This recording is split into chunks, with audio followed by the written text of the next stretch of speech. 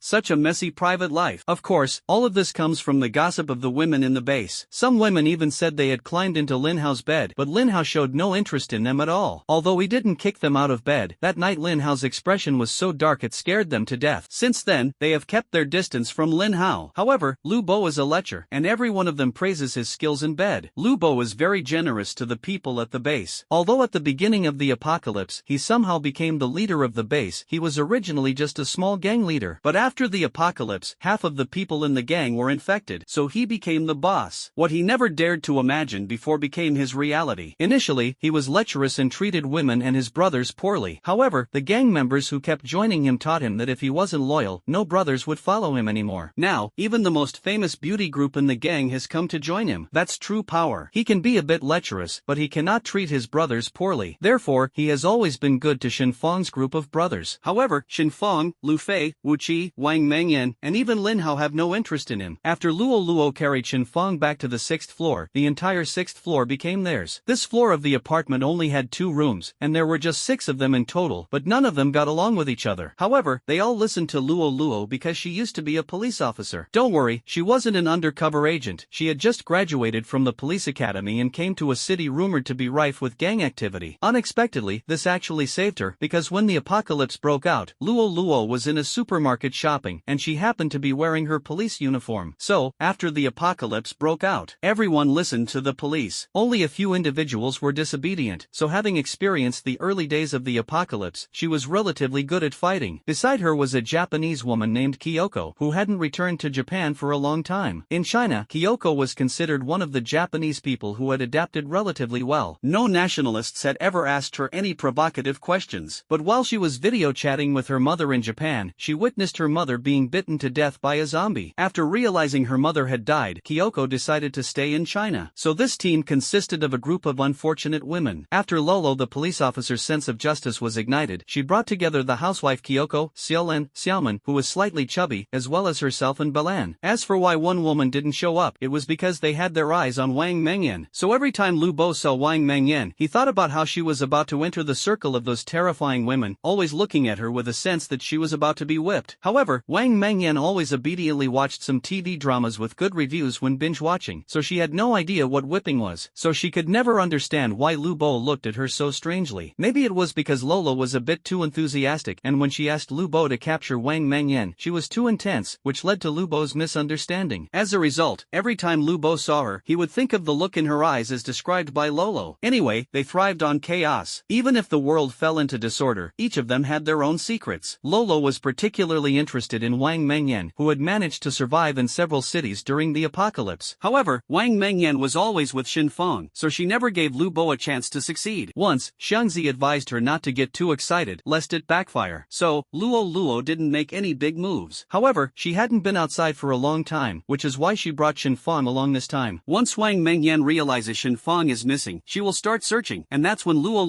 will release the news. At this moment, Wang Mengyan is surrounded by people monitoring her, while Luo remains carefree. Ever since that day when Shen Fang dragged her back, she felt that Shen Fang wasn't as cold as before. Normally, she would avoid getting too close to Shen Fang, and Shen Fang only had a slightly better relationship with Lin Hao. However, Wu Qi and Lu Fei suddenly grabbed her while she was cooking and dragged her outside with great force. Their eyes, however, were lifeless. Shen Fang was relatively unlucky. After Luo brought him to the 6th floor, she completely ignored him. As a result, Shen Fang probably went hungry for an entire night. He already ate more than the average average person, but the hungrier he got, the clearer his mind became. It might have something to do with that supermarket. Although he didn't smell anything unusual after entering the supermarket, there was a faint floral fragrance. At the time, he wondered where the floral scent was coming from, but he couldn't figure it out. However, after that, his head became dizzy, and he couldn't express himself. He only knew to walk toward the base's exterior. However, just as Shinfang was slowly searching Luo Luo, her curvaceous figure made her let out a soft hum, which scared Shinfang into not daring to make any further moves. Luo Luo slept like that for the entire night. When Shinfang had already fallen asleep, Luo Luo peacefully lay on top of him. When she woke up and looked at Shinfang's sleeping face, she wasn't surprised at all, because she was already used to it. Back when everyone was trapped in the supermarket, everyone slept together. Luo Luo and her group were slightly better off as they huddled together to sleep. However, at night, there was always some faint sound of crying, drowned out by the noises of the zombies. So Luo Luo immediately understood what was going on. It was nothing more than moral corruption with no one to stop those gangsters. Since everyone was trapped in the supermarket and most of the people inside were young shoppers, the gangsters took advantage of the situation. So everyone got excited for a moment. The naive Lolo didn't know that some beautiful women had been contaminated, so when some women opened the supermarket's main door, everyone realized that the city outside was full of zombies. The tightly locked supermarket door was opened. Fortunately, Lolo and her group were sleeping on the first floor. Those who were greedy and slept on the second and third floors didn't have time to run downstairs and were bitten by the zombies outside. When the zombies were biting them, Lolo and her group hid in the basement, so they safely avoided the danger. Even after Lolo fainted, she was still having nightmares. But she didn't know that Shinfang had held her all night. She looked at Shinfang, and Shinfang woke up as soon as she moved. Shinfang looked at her in confusion, and she just stared at him with a flushed face. You. Both of them started to speak at the same time. Shinfang moved his already numb arm. Ahem, are you okay? Luo Luo nervously looked at the man in front of her. She was sure she had slept all night, pressing down on his arm until it went numb. So Luo Luo didn't know that Shinfang was holding her because he didn't want his head to feel dizzy. Moreover, if anything happened to this beautifully dressed woman, Shinfang would probably have a headache. He already knew that Lu Bo cherished a particular woman. That woman seemed to be the one in front of him now, who had previously pretended to be a subordinate to deceive him. Shinfang couldn't help but silently look at Lolo, and Lolo anxiously distanced herself from him. Shinfang originally found her blushing quite endearing, so he ignored her question. Lolo, however, wouldn't let it go, because the man in front of her actually didn't answer her question. So she remembered once again that this man in front of her was not easy to provoke. Otherwise, Lu Bo wouldn't have left Shinfang untouched after several attempts. But before Luo Luo could let him finish speaking, she hurriedly opened the door and left. Shinfang was just about to say that even if you let me out, I wouldn't run, but then Lin Hao arrived. Lin Hao opened the door for him with a mischievous grin. Wow, bro, impressive. You actually got my goddess Lolo to hide you. You spent the whole night together and nothing happened? Shinfang looked at Lin Hao without saying a word. Why are you staring at me like that? Luo Luo released Shinfang, but this time Shinfang refused to leave. Shinfang was scolded by Lin Hao, and now that woman, despite her looks. In fact, her real target is Wang Mengyan. Sigh. Lin Hao let out a sigh. I don't know how Wang Mengyan caught her attention. Anyway, she's going after Wang Mengyan too. You might as well stay here with her. There are quite a few zombies outside, so be careful. After saying this, Lin Hao left. But Shinfang felt that the supermarket was the real danger. The supermarket next to this sanatorium. The two buildings were too close to each other, and if there was even a slight outbreak, the first to be destroyed would be the sanatorium where Shinfang and the others were staying. So Shinfang just looked at Lolo without saying a word. Lolo could also be considered a small leader, but she didn't dare to provoke Shinfang in the slightest. Shinfang's capabilities were evident, and if discovered, it would probably be hard to resolve. So, Lolo didn't dare to target Wang Mengyan anymore. Lu Bo had already talked to her 3 times, but each time Lolo wouldn't listen to him. This time, seeing Shinfang endure hunger for so many days while still holding her position, she finally realized how formidable Shinfang was. Actually, it wasn't that Shinfang didn't want to eat. It seems that saying anything now would be useless. It was just that when Lolo and the others appeared in front of Shinfang together, Shinfang was still a bit surprised. After all, in the apocalypse, it was rare to see women dressed so beautifully, but those women were wild roses, and they came with sharp thorns. However, Shinfang wasn't interested in them. It was Lolo who first caught Wang Mengyan's attention, so Shinfang wanted to see what tricks these women were up to, but Lolo and the others completely played by their own rules. If Wang Mengyan couldn't catch him, so be it. She became even more interested in Shinfang. But Shinfang felt that Luo Luo was very hypocritical. He didn't like him. Shinfang was still thinking about leaving when Wang Mengyan and the others arrived, but Wang Mengyan was not in the sanatorium at the moment. He had been locked up for 2 days and didn't know that chaos had already erupted outside the sanatorium. There were no elderly people left outside the sanatorium, including including many of the former underlings. Especially the young girl responsible for registration at the sanatorium. She had disappeared without a trace, seemingly in a daze. There was no one left to handle registration at the base. Every day, many outsiders arrived, having gathered information from various places. They knew that there were originally not many people in this urban area, and now they had come just in time. There are new faces at the base every day, and those new faces always end up fighting. But Lolo and Xiaobo couldn't care less about that. These days, she's been pestering Shinfang non-stop, to the point where Shinfang is utterly annoyed. However, after Wang Mengyan disappeared for a while, she finally came back. That night, Shinfang was caught by Lolo, so she had no idea where Shinfang was. Shinfang saw Lolo return during the day, and since it wasn't Lolo and her group who caused Wang Mengyan's disappearance, Shinfang, after being locked up for a few nights, didn't hold it against Lolo. Lolo stormed out of the sanatorium in a huff. She needed to kill zombies to vent her anger. Originally, she had a fiery temper even before the apocalypse, so as soon as she left the sanatorium, she saw Shinfang waiting for her at the gate. Shinfang, it's one thing for you to ignore me, but Wang Mengyan wasn't captured by me, so why are you blaming me? Shinfang looked at her, utterly baffled. He had no intention of blaming her, so Shinfang simply said, I'm not blaming you. You're letting your anger cloud your judgment. I just don't want you to bring trouble upon yourself. I insist on going out to fight zombies. No one around Luoluo could stop her, and she wouldn't listen to Xiangzi either. Xiangzi found Luoluo's behavior very strange. Why were all of them so stubborn, one more than the other? In fact, Luoluo wanted to go out and fight zombies because of Shinfang. It was obvious, as Shinfang was standing at the sanatorium gate. Luoluo became even more defiant. She stomped her foot and came up with an idea. Then Shinfang, you go out and kill zombies for me, or else I'll go out myself, and I'll go with Wang Mengyan too. Shinfang was originally watching them, only to see a large group of people in front of him make way, and Wang Mengyan was also caught by her. You still caught Wang Mengyan? Shinfang glared angrily. Wang Mengyan, on the other hand, was in a daze, running to the supermarket every night, and even going straight to the 6th floor. However, Shinfang, seeing the light in Wang Mengyan's room go out every night, didn't pay much attention, so he had no idea how the sanatorium managed to capture Wang Mengyan. Could it be that Wang Mengyan was so easily defeated? Shinfang looked at Wang Mengyan. Wang Mengyan, still in a daze, stood in front of Shinfang. When she finally saw clearly who was in front of her, she let out a short, sharp scream and, like a zombie, instantly ran far away. Who would have thought Wang Mengyan could be so formidable? Shinfang, watching Wang Mengyan run off alone, wanted to chase after her, but Wang Mengyan disappeared in an instant. I'll go find her, Shinfang said coldly, ignoring Luoluo and the others. Luoluo, seeing that they couldn't stop Shinfang at all, ran outside. When Shinfang finally caught up with Wang Mengyan, she was exhausted and leaning against a corner of the wall. Shinfang approached her. What's wrong with you, and why haven't we seen Wu Qi and Lu Fei these past few days? Shinfang hadn't even finished asking when Wang Mengyan interrupted him. Wang Mengyan just looked at him coldly, even colder than Shinfang. Aren't you going to chase after that woman? She seems to like you quite a bit. How could I possibly like her? Shinfang remained silent. Over the past few days, the people in the sanatorium had become very strange. Although they outwardly appeared human, everyone's actions were extremely extreme. A single bowl of rice was enough to fill them, yet some people, in a daze, would take another bowl. Clearly, venting their emotions indoors would suffice, but they insisted on going outside to fight zombies. They didn't consider whether their actions made any sense at all. Everyone had become particularly odd, and each of them kept running outside the sanatorium. After running out, they hadn't been seen returning for days. Shinfang felt that it was only a matter of time before he ended up the same way. He had already been on guard, but that day he was even more dazed, so he hadn't eaten anything for the past few days. Moreover, during meals these past few days, the cooks had been giving everyone large portions. Even before the apocalypse, people couldn't finish such amounts, let alone after experiencing hunger during the apocalypse. Those who had suffered from hunger were overjoyed. Thinking of this, Shinfang turned to Wang Mengyan and said, eat less during meals these days. I feel like there's something off about this sanatorium. It's as if everyone has gone mad. What? Wang Mengyan was immediately displeased. The first thing Shinfang said after catching up to her was neither showing concern for her nor asking how she had been these past few days. Instead, he told her to eat less. Was she eating his food? She wasn't eating his food. Shinfang clearly had no such intention. Luoluo was straightforward in her actions. After the apocalypse, she and her companions had always been together, so over the past few months, she hadn't truly experienced the hardships of the apocalypse. Even if the outside world in the apocalypse is full of zombies, she is well protected by Lu Bo, who was taken in by her father. She has also fought zombies before, but she has never truly experienced zombies and hunger. So Shinfang, who has lived in the apocalypse for nearly 20 years, a person whose past and present lives together add up to nearly 100 years, he has absolutely no desire to deal with strangers other than his teammates. If this matter hadn't been caused by by him, Shenfeng, it would be one thing, but Shenfeng watched as that woman was about to go out in court death. Although they are now at the base with Lin Hao covering for them, Lin Hao doesn't talk to him either, which is why he stands silently at the wall gate. But Lolo originally just wanted to kill a few and be done with it. She wasn't even angry anymore. Kyoko, this woman, has a very strong verbal attack power. So, just when she was almost completely appeased, she saw Shenfeng, angry enough to want to go out and fight zombies. Shenfeng was still standing at the door, with the stance that if he didn't leave tonight, she shouldn't even think about going out. Lolo, please don't do this. Is it worth it for a man you don't even know? Xiangzi was desperate, even though she had never belittled any man. But Lolo was determined to fight. Look, it's obvious he looks down on me now. I, Lolo, am the head of the sanatorium. If I don't kill a few zombies, how can I earn respect?